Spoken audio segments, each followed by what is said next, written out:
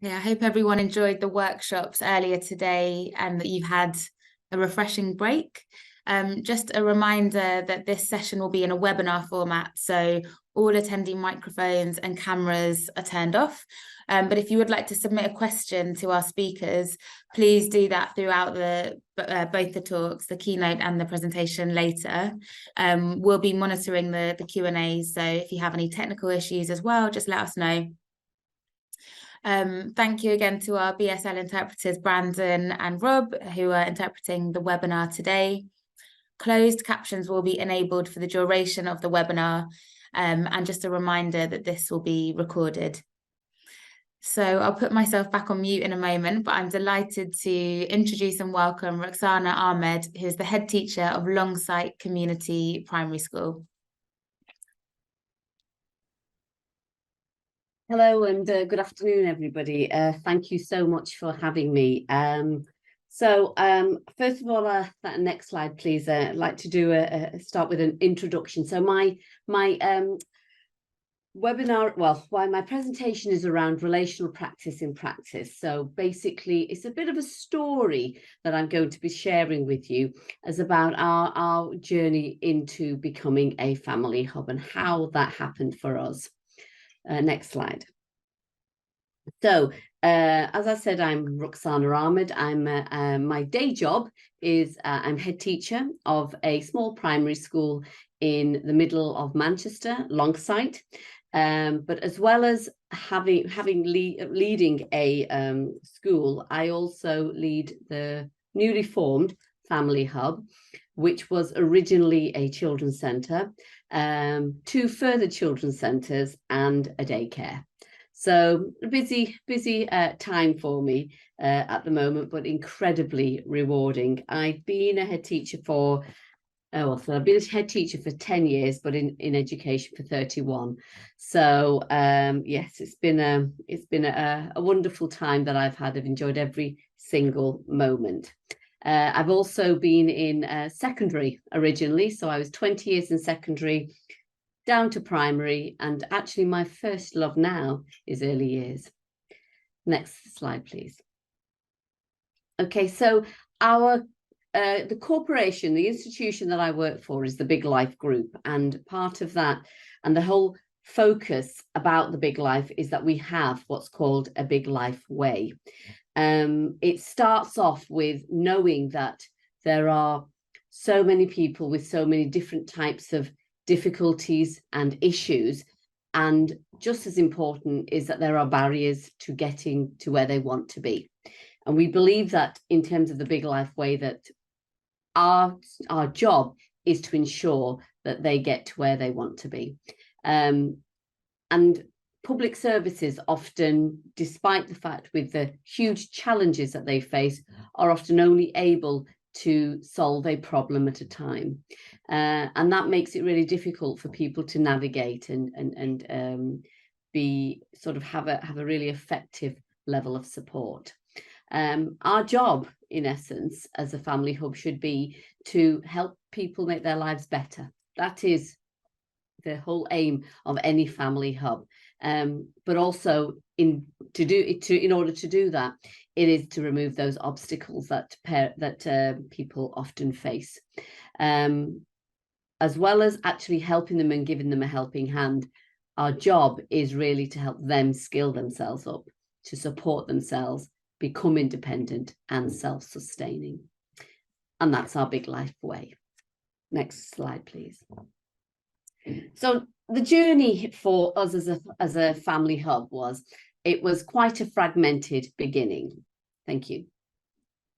So we had 3 services on one site. So I am sitting in the school. Just over there is the children's centre and newly formed family hub. And beyond there is a 100-place daycare nursery. When I first started here, there was clearly 3 services on one side, no relationship at all between the 3. The only thing we had in common was that we were on one site. So therefore, even more challenging, there were 3 leaders across one site. Now that can work really well if your vision and your values are really interconnected. And although that was the premise, it didn't always happen in reality. Thank you.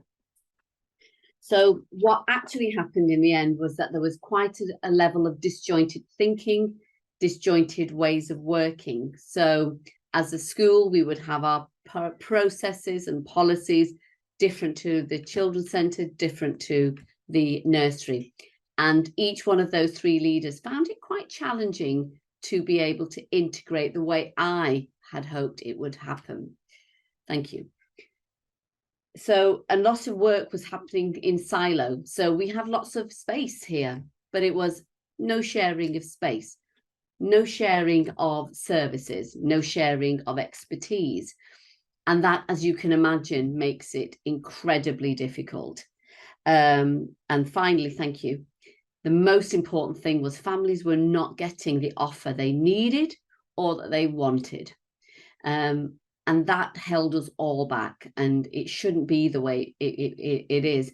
And I would love to say, you know, things are very transformational, but these things take time. And I think time is needed to move things to a place where you want them to be. Thank you. Next slide. So how did we solve that? And that was around having an integrated leadership. So now, over a period of, I would say, about 3 years, we developed it into a single leadership model. Now, that could have gone totally wrong in the sense that I am head teacher of a school. School's number one, school counts, and the others don't. But if you work for Big Life, and if you work for the trust that I work for, you don't look at it from a service point of view. You look at it from a client's point of view. And if you start looking at things from a client's point of view, everything starts working together. And that's really what's important, because every decision you make is from a parent, a client, whoever it is who walks through your doors. And that's why single leadership was quite important. Thank you. We live up to our values. I have them written here. I have to say, sometimes I do forget them. So our values for Big Life are around being honest, showing courage, being creative, being thoughtful, valuing difference, and of course, being inspiring, which is really very, very important. So we have to live up to our values, and sustain good quality leadership means that you absolutely embed those values across every single tier of your workforce. Thank you. Now, this is something you've heard before, the one-stop shop and not having a revolving door. We talk about our families telling their stories again and again to numerous different people. The whole idea of a family hub, as we all know, is to stop that happening, is that you can speak to one person or hopefully all of your difficulties, your challenges, your barriers, and your potential is met through that single strength-based conversation. And I know in our next webinar, you're going to have a lot of discussion around that, which is really fantastic. Thank you. And more importantly, we use a new language. The language of we isn't a language of we as a school, we as a family hub, or we as a children's centre, but we as a single site. And that's really a challenge, because despite the fact, yes, people who are leaders can have that language, it requires every member of your workforce to replicate that language. And only with clear sort of value and visions does that actually happen. And I think that's really key to what we are saying. Thank you. So for me, community is everything. I'm called Longsight Community Primary. Our family hub is all about community. And I think it's important that we recognise the importance of community. So our staff, and I'm sure this is across family hubs across the country, they not only have the community language, because Longsight is a very diverse community with many different languages, but mainly there are some community languages that are much more sort of in the forefront. So we hope to ensure that we recruit from those communities, but also reside in the community. And I think people forget how important that is, how important that the lived experience of your workforce is, in the sense that by residing in that community, you understand and you have a much better understanding of the needs of that community. Now, I sometimes wonder, when I was appointed, I was, as I said, I was a secondary school teacher for a long time, and I was appointed as head teacher of a primary school, which seems a little bit odd to say the least, but I was born and raised in Longsight, and I think that's probably what helped me along my journey of headship, is being born in the area that you work in, knowing and understanding those families really well is really, really important. Thank you. So, and leading on from that, trust matters. I just had a conversation, can I just say, with a parent of a child who's got severe autism in our reception class. And their only talk was, whatever you think, Mrs. Ahmed, is the right thing to do. You know, we trust your judgment, we trust what you do.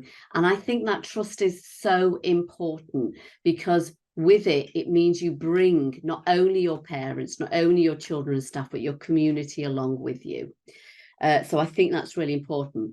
And in terms of the hub, this whole site, I've been in many places where it feels like a haven in a very challenging community, but we believe that this is not a haven, it is an extension of what is a thriving community. But that doesn't happen overnight. It is years and years of working and trusting your community, and them trusting you, so that when they walk through your doors, they know that they will be on that journey to where they want to be. Many of our parents are international new arrivals, and these are some of the barriers that they face every single day, that they don't know where to go for support. They have no recourse to public funds. They cannot get their children into school. They cannot get their children into nurseries. They can't access some of the early years provision, doctors, dentists. And that's what we're here to do. And that's the support that we hope to give for many of our parents. But those barriers will continue to come and continue to be. But it's us as an expert workforce, which, as I like to call ourselves, who are there to support and find solutions, but not just solutions, but ways forward for families. So the power of influence and trust. Now, family hubs, as people know, don't just crop up. They don't just exist from nothing. So how we started, thank you, is that we integrated with our local services through many existing partnerships that we have had over many, many years. We've been a children's centre for nearly 20 years. So there are so many fantastic partnerships which started off as partnerships and become sort of contracts and sort of supporting to ensure that they are much more embedded within our work, the work that we do, rather than it just being a loose partnership. So we've done a huge amount of work in terms of integrating with local services. So that's been really successful. We've co-designed much of our offer with parents. We run a service called Me Time. Now, Me Time came about from parents who are Muslim female mums mainly, who were suffering from mental health, depression, often domestic violence within the family home. And they came together, did arts, crafts, henna, but talked and supported each other. And that support enabled us to co-create and create new things for our community. So instead of us delivering Me Time, it is local volunteers within the community developing something that I know 10 years ago, knowing the community I live in, mental health in Southeast Asian women was not something we discussed. And it was quite an epiphany. It was quite a moment for me to see the stories that these parents were telling. So the importance of co-design is really, really important. And the last thing here is that parents influence and talk to each other. We talk about the power of influence, you know, me as a head teacher, you know, talking, but the power of the influence of parents and our local community is immense. They talk to each other, and through that talk, that trust that they have within each other, they access so much more than they ever would do in isolation. And that's really important, but it's our job to ensure that parents have that empowerment and that influence. Thank you.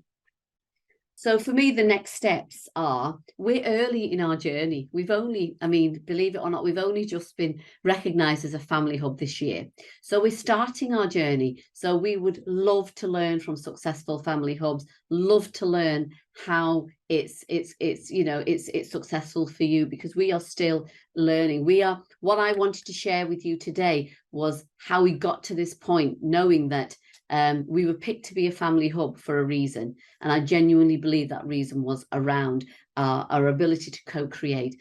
And that co-creation is so key to ensuring what a good family hub. We have parent panels, but not just formal. We have so many informal ways that we design things with parents.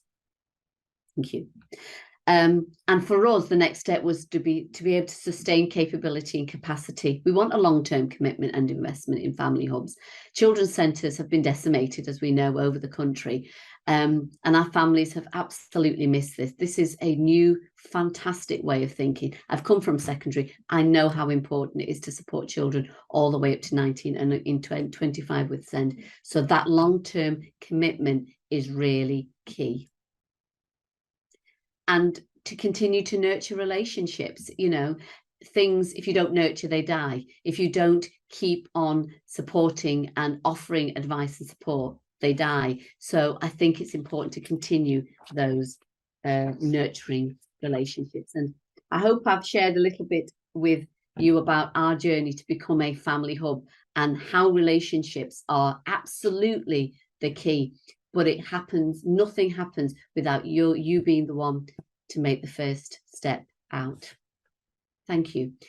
Have you got any questions for me? Don't feel you have to. I don't think I've done too badly for time. Thank you, Claudia. Thanks so much. That was really great to hear, and all the sort of different parts of your professional background as well, and actually personal too, growing up in the community that you work in, have been so helpful and insightful for me and everybody watching, I'm sure. There were a couple of points that I wanted to pick up on that I know that people would be interested in from our day-to-day work with local areas. One was around you talked about the shared language and shared vision that you have and your integrated leadership team. And I guess that's kind of symbolic, but you also talked about the literal language differences and diversity that you have as well. And it sounds like you're quite sort of developed, and you kind of know what you're talking about when you think about the diversity of language. And I just wondered if you had any advice for other areas who might be sort of at an earlier stage of thinking about how to engage with diverse communities in this way. Yeah, I mean, how we always start is by offering, we've always offered ESOL classes, and very early language ESOL classes. So families who have little or no English at all. So we've done it gently by bringing people in, because one thing I will say is families want to learn English. You know, they want to because they feel it gives them empowerment within the community they live in. The other thing that I think is really important is to link in with local organisations. So we link in with the Pakistani Community Centre, the Bengali Women's Association, and we also link in with faith-based organisations as well. And I think it's really important to do that in order to bring in sometimes a very closed community, and you can find that sometimes that happens, but also I'm a great believer of incentivizing. You will do what you need to do to get people through the door, and we will incentivize. So we work with a lot of local charities to help and support book starts, book bags, learning, bags of learning. And I know that a lot of There's a lot of services out there that want to do that. And there's one thing, there's not a single parent that I know, that I personally know, that doesn't want the best for their child and really wants education, and also the best start for their child as being centre of what they do. Thanks, Roxana. And something else I picked up on as well was you kind of talked about, I think in some places there can be a bit of a disconnect between the workforce and community, sort of seen as two different entities. And what you've seemed to be doing really well as well is thinking about the synergy between your staff and your community, and more than that, that it's the same thing. And again, I just wondered, have you got any wisdom for other people who might be feeling that there's that disconnect, or that where there actually is that disconnect between staff and the workforce and the people that they're working with? Yeah, I mean, it's hard to go back, because how we have done it, we've always recruited from the community, so that's really helpful. But what I would say is probably something that we love doing, and that is getting the best use of volunteers. We have a huge volunteering workforce. I think across Big Life, probably about 400 volunteers. And your volunteers are one of your best assets, because they can then support your own workforce, go out with them into the community in order to shape the vision that we want to share with the community. So I would say making use of local community volunteers is a really good way of bridging that gap between the workforce and the clients, or however you're referring to them as. But I think that's really a key part of it. It's about bridging those gaps, and that sometimes is hard if you don't speak the same language, or you haven't got the lived experience. And I'm not saying that everybody has to have lived experience, and that is not what I'm saying. But what you have to have, and empathy is hard. It is difficult. It doesn't come naturally to people, but with a volunteer or with a co-worker with you, it sometimes breaks down a huge amount of barriers. That's really useful, thank you. And I just saw Richard pop up, and Richard's actually our next speaker, but I know, Roxana, you can stick around for a little bit, so we'll welcome Richard to present his presentation now, and then perhaps if there are some more questions, Roxana, you can come back in a bit later. But thank you so much, and welcome, Richard. So Richard Jaramba, actually there's a nice segue into this conversation, because Roxana talked about parent carer panels, but Richard is the East Midlands director of the National Network of Parent Carer Forums, who's been working with our regional implementation advisor at the National Centre, Monica Hingarani. So welcome, Richard. Thank you. Wonderful to hear Roxana speak there. Well, I would have loved to be live with you in Manchester, guys, but then as you know, life happens. But this is normal for us as parent carers. We do get these things happen now and again in our lives, where our plans change because of our responsibilities that we have.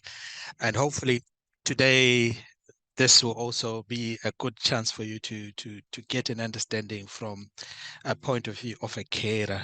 I really loved the speakers that have come before me and what they've raised, and hopefully I can share some of my understanding in terms of what our inputs would be in terms of making sure that we co-produce family hubs that are in line with the needs of the carers, the needs of the families that are around them.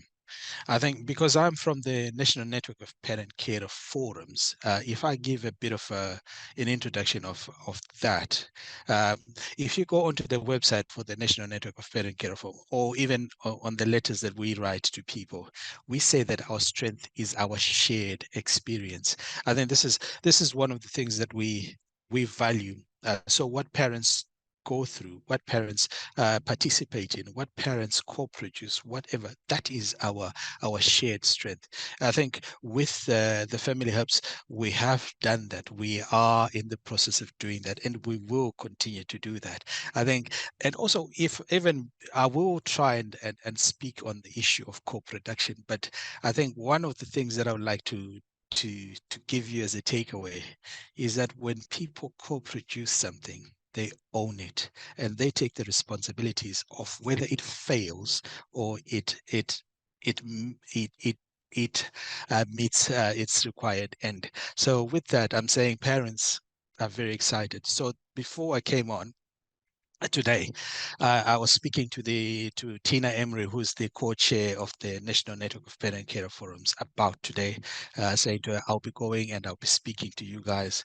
And she wished me well. She says, oh, go and represent us. But above all else, tell them that parents are really interested and keen to participate in the co-production of family hubs across the nation. So that is one point that is coming across from our shared experience. We want to co-produce family hubs, and this, I think, this is also what I would say here is a strength-based approach. If parents are interested, then we need to make sure that we produce something with them that they have ownership with, and that they understand and they would love to carry forward. So this is our best foot forward. We are already there. And with that, also, I might also need to give you a bit of an insight into who I am. So I'm from Leicester, and I've worked with some of the guys. And just a caveat to tell you is there's a lady called Linda Hartley in Leicester. And for the guys that know about family hubs, would know her position in there. I think when last year we did our local offer live, she was part of my panel to produce the local offer live in Leicester. I gave her actions to fulfill, and she did. But then this might just seem like a story that is out of the blue. But what I'm trying to say is we trust Linda in terms of working with her as a co-production partner. We know that she's approachable. We know that she can do the things that you tell her to do or you ask her to do, and she will give you feedback and also explain what she cannot do. I think that is what we need in so I'll give her as an example of a professional that is there to help us to achieve what we need to achieve in this co-production. And she's a good frontline worker in that regard. Although she's up there, she makes herself to be available so that we share vision of what we want. We tell her as parents what we want to achieve. I think we also did another project, just to give you one other project that we did with Linda, which is the holiday activities. I think we went to her, approaching her because we needed funding for holiday activities, and she told us what she could do. We ended up using the Family Hub Center in one of our neighborhoods. That was a resounding success. We had people from the local communities using that center. So people just walking from their houses into our holiday activities, which meant that the community knows about the family hubs. They're connected with it, and we are the ones that are co-producing that offer with the family hubs. So all the things that you may require within what you might expect within such a thing: local knowledge, participation, informed practice, all those are all combined within that. So it brought about positive change. I don't know if Linda was then working as she's prescribed to work. That's a different story. But I think she was being positive in terms of what she can do, and she brought about something what I would presume to be positive deviance here. But this is one of the things that you actually can achieve, things that are in line with your missional objectives, but also these can be low cost activities that you then do to actually make sure that the bigger picture of the family hubs is achieved by being there for people, understanding their needs, and also coming up with solutions that they bring to you. So the the holiday activities with activities that we wanted for our families during the holidays, but we brought them to the family hubs, and we produced something that we then worked on, and it was our voice. So the Lundi model is right there with you. So these are some of the things. I think when you bring parents along and you work with them, you do get to tick a lot of boxes. I said that, but I would need also to correct it, because I don't like the tick box exercises. So that's one thing that I'd put out there to say, our lives are not a tick box exercise. But also, so I've given you a bit of a background of the National Network of Parent Care Forums. Okay, I noticed that I spoke fast there, and I am aware that there's somebody, doing the signing. So sorry about that, and I will move on slowly. Just to say that we don't really like the idea of being tick box exercises. We like to own, to participate, and be co-owners of what we are doing. We want these things to be long term. We will give ourselves to everything that we're doing to make sure that our communities that we represent are involved, they take part, and also they influence the trajectory of where this thing is going. And that is one thing that we do as parents. And that's parents mainly in SEND, was I'm speaking from a SEND background. But when I say SEND here, I'm actually saying, if you can, like in our case in Leicester, where we have actioned the idea of pioneering or making sure that our SEND offer within the family hubs is at the top of what we do. I know this I say that, but I also know that we have had to shout on at every meeting to Linda and her friends and her colleagues to make sure that we are heard as SEND families. But what does it mean to be a SEND family? Because I think today we were talking about families as well. The family commitment that the family hubs offer. SEND family is a family like any other family. So you can have one child that has SEND, like in mine, and the other children may not have SEND needs. But if you can cater for my family, you're most likely going to cater for any other family. And also remember, when we say the family hub is part of the community, and if you can have these places that are part of the community, that are open to especially SEND families, they are also open to anyone else within the community. But remember that other people may also have choices of where they can go or what they can put, do with their children. But if you have these places where you dedicate that children with SEND are welcome, you're making sure that the community is not there, the SEND families are not isolated. And I think there are other things as well within that. So I say that SEND families within Leicester, there are other things that I would like to recount on, come back to, because we co-produce with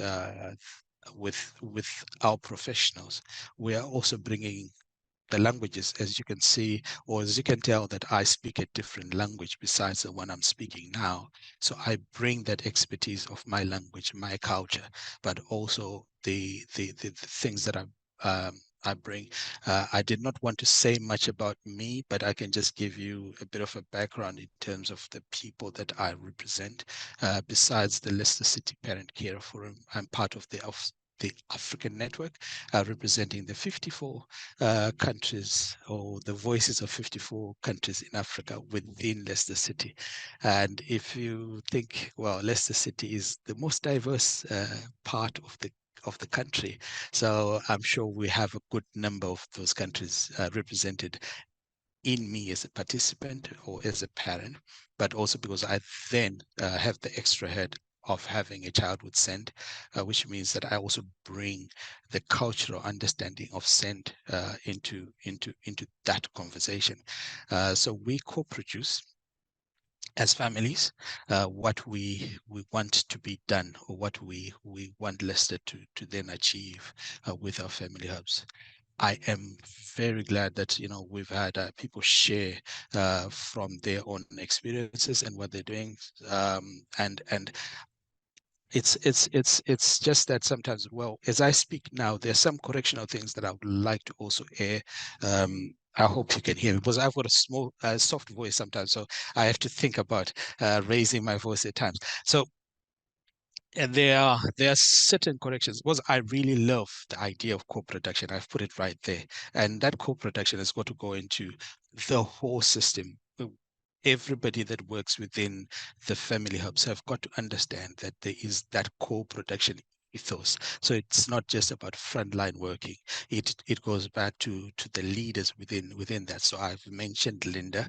So for for those guys that are in Leicester, I think I have what can I say? I have put you on the pedestal for many people to then look at you in that regard, to make sure that you are co-producing with us, but also that the co-production ethos is seen. We know it is, but it is also practiced by everybody within the send, within the family hubs, not send, sorry.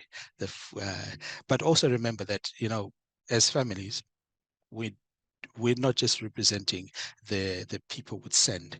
I think one of the things that we want is the voice of families, and within that, even within my network, which is the national network of parent care forums, we understand that we're not the only voice.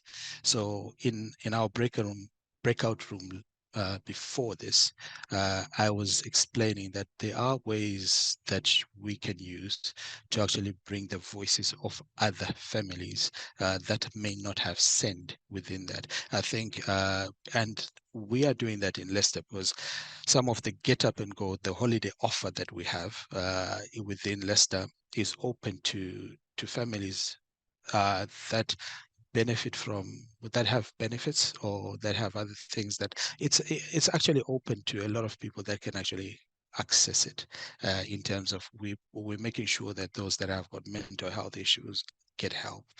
They get to be in a place where that one-stop shop is in terms of the co-production ethos that we are making sure that we have within our family hubs, and we make sure that the supporting agency that support parents and their children are present in the family hubs. We are doing some conferences at the moment, mini conferences where parents can go into a family hub, send families can go into a family hub, and they meet up with social services, they meet up with health, they get all the information, and this is mainly based on PFA, so preparing for adulthood. So we are gearing the family hubs to be as effective as they are supposed to be. So families go into the family hubs to get information. They go into the family hubs to speak to other parents, and also they go into family hubs to be with other parents that are there to share experiences. So the family hub has got to have people that are trained, co-produced to deal with us in our different languages, to deal with us in our different behaviors, and was in that I'm saying that sometimes it's good to have different languages and understand different languages, but also when you're under pressure, it's a whole new ball game when somebody who speaks a different language to you can no longer bring out the words. It's just emotions and everything else like that. So we need to have that cultural sensitivity that will make people welcome. That will make people, share their burden within their family hubs. So yeah, in that I'll just give you a bit of a story. I know I don't want to break your attention to what I'm saying, but the other day I had to speak to transport for my child's transport from school, and I was so angry. I lost my English sense of communication in one way. I was nearly speaking to the person in my native dialect, and I just thought, oh, but then this is something that you get when you're dealing with communities, because sometimes you get to a point where you think in what is comfortable to you, depending on how you feel. So this is why I just brought that caveat. Today, I think we've covered a lot of what I've said in terms of bringing this experience to you guys. So, Pete, was it Pete that talked about compassion, trauma-informed, holistic approach, flexible. These are all things that we bring. First of all, as parents, because I think when you deal with this, we have to be compassionate with ourselves first and foremost. I think, I don't know whether that works, but I think with other parents, and also we need to be understanding of our children and what they're going through, and why we seek to go to places like the family hubs is because we need people that can understand us from where we're coming from, that can understand the difficulties that we're having in communicating, whether it's the child's needs or even our own. So all those things have got to be things that we have a service that is compassionate to understand the community that it is serving. Trauma informed with that as well. You do get the point that a lot of the times I really liked my last speaker, the one before me, when she was talking about parents having to relay their messages to many agencies. I think that's because we also deal with agencies that are working in silo, but we don't want that within our and I'll say our here as a point of ownership of our family hubs, and allow us to continue saying our family hubs, because once you take away the idea that they are our family hubs, it becomes agency. You are doing things for us. So I think there are things as well that we need to understand, that we participate in the family hubs to also get skills that help our communities. We don't want the family hubs to be a place where communities get empowered to do other things, but we want those skills to empower the community itself to get better. I think which is what Roxana really talked about, being raised in the community and then rising to high positions of leadership, which still are influencing the place where she's coming from. And I think that's what we think the family hub should be. It should be a place where we could say that, I got to understand how to take care of my sent child. And then I got to understand how to become a participant, and I got a chance to represent Leicester City as a city, and I got the chance to represent the this the East Midlands as your regional rep, and I'm talking about myself there, and in case you didn't understand that. So this is something that you get, was I took my son to what was the Shorestad Center when he was born, and from there we got to also interact with other parents there, and then other parents told us about the support groups that you have in other schools, and that was our start in terms of supporting a child with autism. And back then, I don't think we actually knew that he had autism, but we were just going there to get support in terms of how to manage sleeping time and all those other things. But now we have the send ups back again with the family hubs that are back operational. And I think we have talked about this in Leicester, the 1001 days.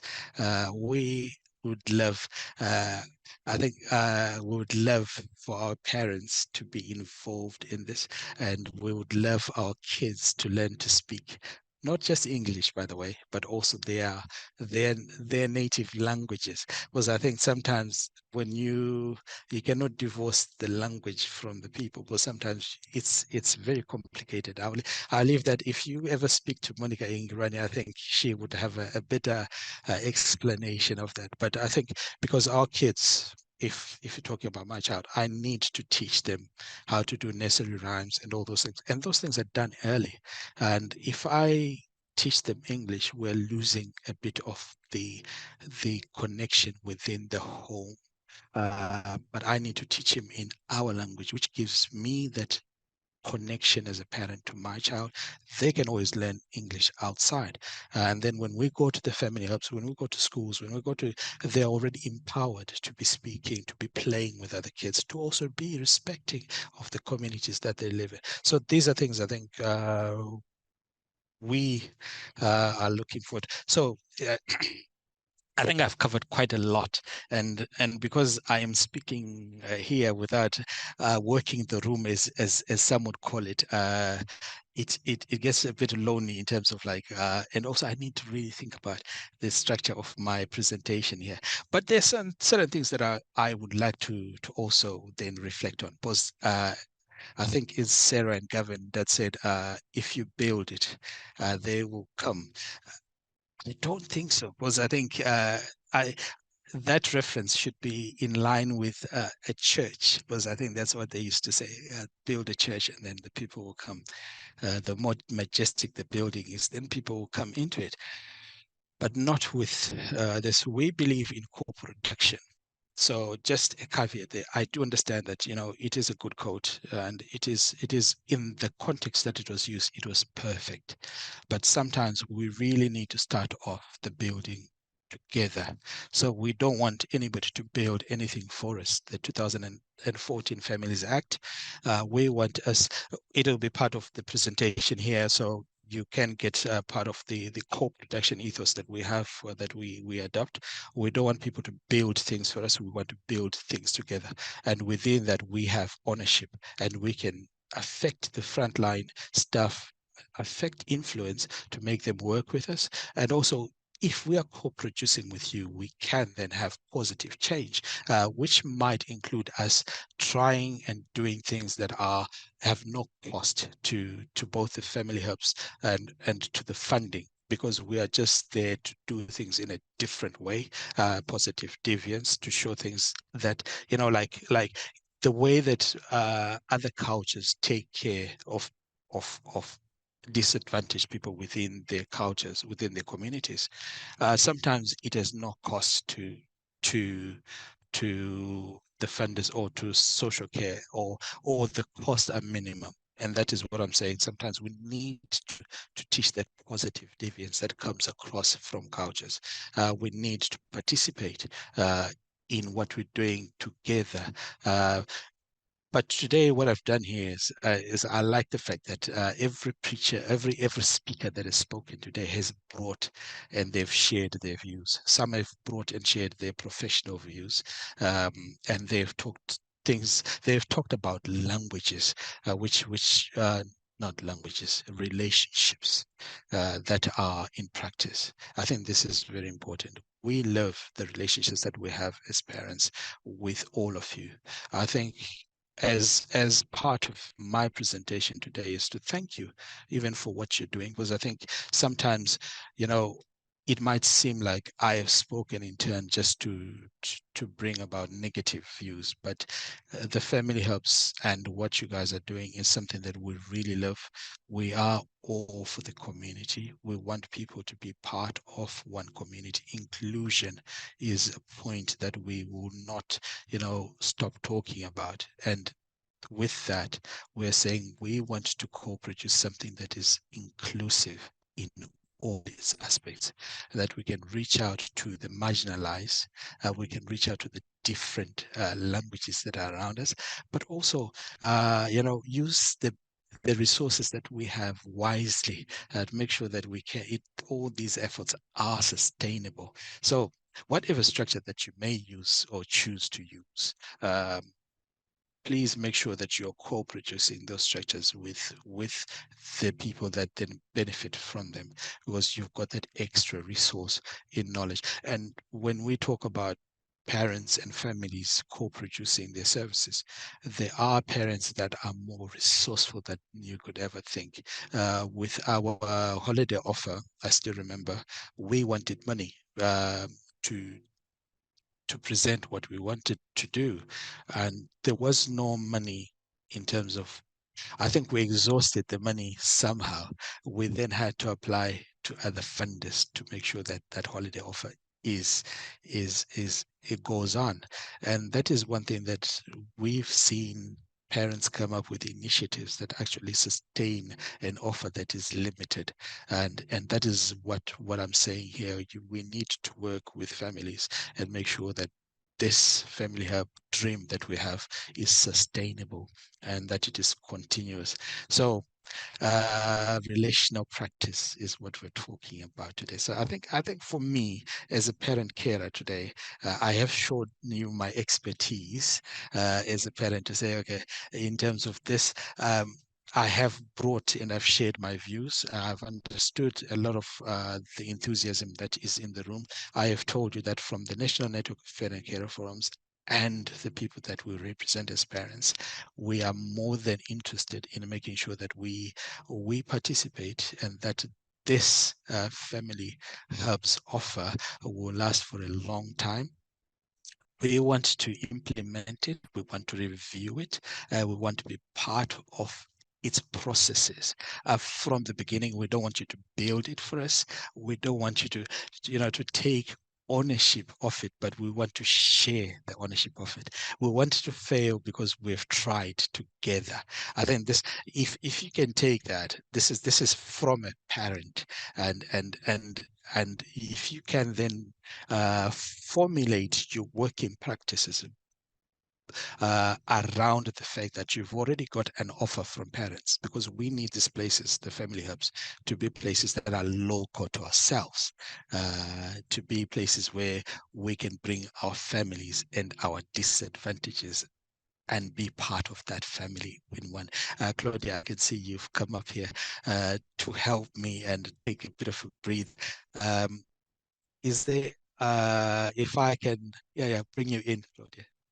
Yeah, of course. And it's not to help at all, actually. It's to say thank you for such an interesting talk so far. There's so many things that I wanted to pick up on. So I thought I would just come in just to kind of add a couple of questions, or ask you a couple of questions, really. I think what you've done for me during this talk is you've managed to kind of talk about the importance, I think, of some labels that we get used to hearing, like SEND, and around sort of different language challenges, but also look beyond what those labels mean. So you asked a really fundamental question, which is, what does it mean to be a SEND family? And actually, it's just about being a family. And it made me think about how we need to kind of think as a kind of holistic support service. What does the wider group need to do in order to adapt to a SEND family, as opposed to expecting a SEND individual or a SEND family to do the adaptation? So I thought that was a really interesting question to ask, that made me think. And equally, when you talked about some of the language challenges, and that when someone might be struggling, it actually might not be about their ability or their competence, but it might be more about the emotional state that they're in. And therefore the response to that is a relational one. True. I think with the two that you've, I think Pete was the one that touched on the holistic approach. I think it is quite important that we understand that it is a life, and it is lives that we're dealing with, and these are the lives of the communities that we're in. I think one of the presenters talked about their environment having such a broad diversity of people within it. And these are the things that we need to understand, that it's a holistic approach. And all these people that you're talking about, whether it's about language, about behavior, or whatever, make a part or become part of the family hub that we want to bring. When we can understand each other compassionately, and stand there and say, we become trauma informed. We, with that holistic approach, is there. We become flexible in the things that we do. We start the joint working, and this is evidence-based practice. There's no other evidence-based practice that you can have which goes beyond you knowing the people that you're dealing with, and making sure that you accommodate them in the processes that you are doing. So I think with co-production, these things are covered very well. We become one family. Like I was talking about Linda.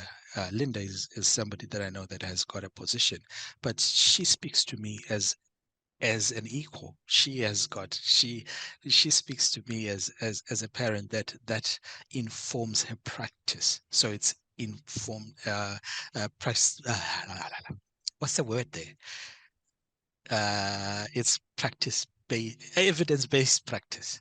So these are the things I told you. I told you about languages, and so that's one of the things where these things, yeah, we are building and we are very interested, sorry, in the family hubs that actually service the community, that make the communities better, especially for places like Leicester, where we have a diversity that is that great, but also we need our workforce within our spaces to be, to be motivated, that they are speaking to the right people in the right languages, that we're doing things together that they too may be proud of. Because I think one of the issues that you get with such programs is that we are working to a script.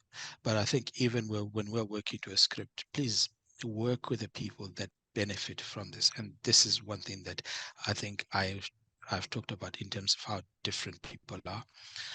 With that, you bring the languages in, you bring the emotional content into that service, but also you make it sustainable in terms of interest from the communities that actually feed into it. The training that others have highlighted have come from knowing the communities that you're serving.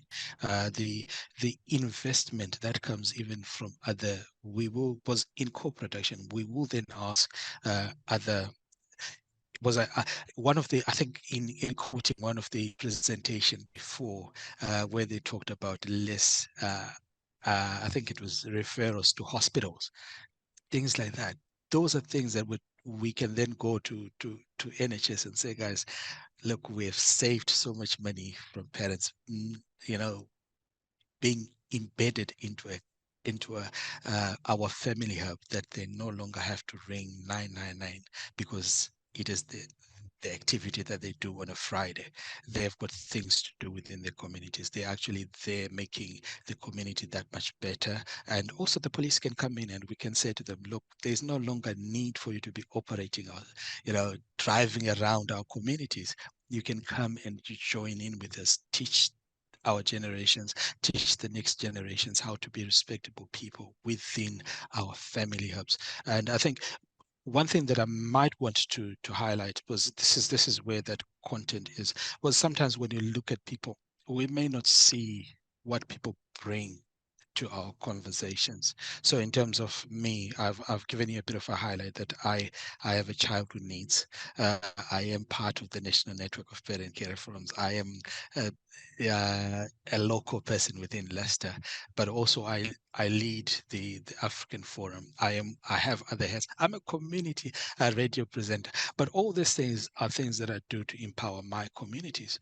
And within that, this is where, if you can value the presentation that one person gives, you are most likely going to value the presentation that the whole community gives. And sometimes when we look at what is wrong within the communities, we fail to see what the community can do. I think the family hubs are nicely placed as access points to a lot of the families. I'm talking about Leicester here because I know where they are and I know the neighborhoods that they are in. So when we go there, we know that these are the people that are most likely going to walk into them. And with that access, we are revolutionizing the communities around them. But we want those communities to be the ones that bring the change that they want through the family hubs. And we want you and any other staff within those family hubs to be excited because they can be part of the change that they see within. Here I can mention one of our family hubs is in New Parks, and now that has been turned into a school at the moment, which we're sad, but then it is also answering a question that is there in our nation at the moment of the concrete. The school that the children were in got broke, and they had to fix it. They have to fix it, and the children will move to the family hub. We are happy as parents that our family hub has become an educational center. Although we've lost a place to meet, but it is serving the community in one way. So this again is part of that, being flexible and making sure that what we do becomes part of that. Yes, our Claudia, any. Thanks, Richard. Yeah, I mean, I think we've just had a comment actually, and it's from Monica, and I think it's a really nice way of sort of summing up what you've spoken about, because first of all, you've really added a lot of nuance to how multifaceted different identities can be, but you've also done that in a very strength-based way, and I think that's really important and something that has been a theme throughout some of the different presentations today. So the comment says, I love the way you spoke about the strengths of all people of all cultures and all languages. This strength-based message is vital in making our dreams realities, particularly in the context of low-cost, no-cost options. And there is a sort of question in there as well, but I'm just conscious of time. So what I'll do is I'll make sure that we sort of circulate this question after and respond to it. But I just want to say another huge thank you, Richard. We really appreciate your presentation and also your participation in the workshop as well. It's been a busy afternoon for you. It is. I really thank you guys, because I think I think all you guys from Floyd and also from the Family Hubs, it's quite an honor to speak to all of you guys, and you know, it's quite something for a parent carer like me to have the opportunity to speak to you guys and share my views. The pleasure is mine. Well, thanks again, and also to Roxana for your talk earlier. And I think there were some really interesting commonalities actually around empowerment, upskilling, and influencing as well in the community. So we've almost come to the end of the conference today. So thank you everyone for joining us. And just to say some closing remarks and final comments, I'd like to hand over to Sam Kelly from the Department for Education, who I think has joined us online now. So Sam, if you're around and can turn your camera on. It's on? Yep, brilliant. I'll hand over to you. Brilliant, thanks. Right, well, I won't take long because we're near the end, and I'm sure everyone will want to run off and have got other things to do. But I thought, you know, firstly, I just wanted to thank everyone for coming and for your work on Family Hubs, and obviously with Family Hubs, because as we've heard, there's lots of community involvement here. So you might not necessarily be obviously employed by the Family Hub, but you're working with them, which is fantastic. Also, obviously, a quick thanks to Anna Freud Centre, which runs the National Centre for Family Hubs, Claudia, and all her team for all the work they've done on organising the conference. I think we can all agree they've done a great job, particularly seeing as we had to obviously move online pretty much at quite short notice. So that's all been excellently managed. So thanks to them. And then I thought I would just offer a couple of brief reflections on the day from the sessions. So hopefully some of this is a little bit helpful by the way of a kind of roundup. But so it's important to me. So the first one really is about basically relationships sort of starting and being grounded first and foremost in the family and community. And I think we've seen a lot of that from today. So obviously the presentation we've just seen, for example, from Longsight, have shown that through the community recruitment that they do and the use of volunteers, and obviously leadership being born and raised in the area. We've had that reinforced by Richard from the perspective of the parent care panel and the role of co-production. This morning, we also had some really good talks from Edbert's House, which is a hyper-local, you know, extremely homely, very friendly, community-led recruitment there as well, trying to kind of get someone from the community who can, you know, help lead the community and a community-led program. So that real emphasis on kind of community, volunteers, faith organizations, etc., is being like massively, massively key to this relationships piece. Secondly, this kind of notion that you have to kind of offer something to build relationships, you know, you have to have a kind of currency of them. And the idea that this is a kind of, you know, and often a kind of initial focus on service rather than actual services. And I guess what I mean by that is, you know, trust ultimately kind of relies on sort of listening and demonstrating true understanding. So that's, we heard a bit about that, the mentalization model this morning from Ambit, which demonstrates that. And I was also just focused on kind of some of the stuff that Edbert's House were doing around offering level 1 and 2 quals and cancelling and child development, because, you know, ultimately those were the things that people were interested in, but they could see, you know, obviously down the road, they could see advantages to what that might help people to kind of do in their own lives and build their own skills and confidence. And then lastly, just a quick reflection on kind of like the kind of way that relationships need to sort of permeate throughout the Family Hub network and its constituent partners to be really impactful. So obviously we've heard from lots of local authorities today who've done a huge amount of work in doing that. And obviously the risk here is that, you know, if that trust doesn't permeate the organization, you don't have all kind of partners working in this way, you know, you're going to end up kind of essentially validating the fears of some families who might have been traumatized or had negative experiences. So obviously massively important that obviously kind of has a huge, you know, leadership, culture, skills challenge for service providers. But, you know, as we've heard, there are good examples. For example, Gateshead, Westminster, many more, I'm sure, who obviously weren't speaking at the conference, but are here in attendance, or otherwise out there. So, you know, as ever, looking to those good examples. So it's all very possible, but not easy, as I think we'll all agree. That's it from me, really. So just thanks everyone for coming, and thanks for your work on Family Hubs again. Thanks, Sam. And yeah, thanks again to all our speakers, and we'll be in touch. We'll send out some information post-conference with the slides of the speakers, with contact details, and we'll also have the videos available online soon so people can catch up if they missed anything.